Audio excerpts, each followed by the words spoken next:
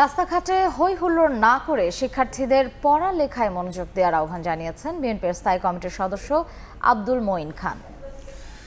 বুধবার জাতীয় শিল্পকলা একাডেমিতে মহানগরী সাংস্কৃতিক ফোরামের আয়োজনে শিক্ষার্থীদের বৃত্তি প্রদান অনুষ্ঠানে তিনি এ আহ্বান জানান। বলেন, গণতন্ত্রকামী মানুষদের নিয়ে স্বৈরাচারের পতন ঘটিয়েছে শিক্ষার্থীরা। এখন তরুণ প্রজন্ম যদি ভুল পথে যায় তবে ক্ষতিগ্রস্ত হবে দেশের ভবিষ্যৎ।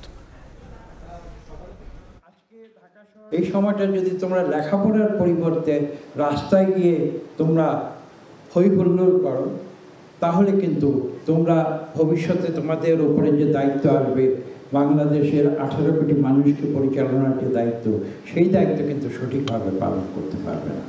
আমরা এই দেশ পরিচালনা করেছি, একসময় দায়িত্ব জনগণ আমাদের দিয়েছিল। ভবিষ্যতে যখন নির্বাচন হবে, সুষ্ঠু নিরপেক্ষ নির্বাচন যদি হয়, দেশের মানুষ যাকে দায়িত্ব দেয় তারাই এই দেশ পরিচালনা করবে।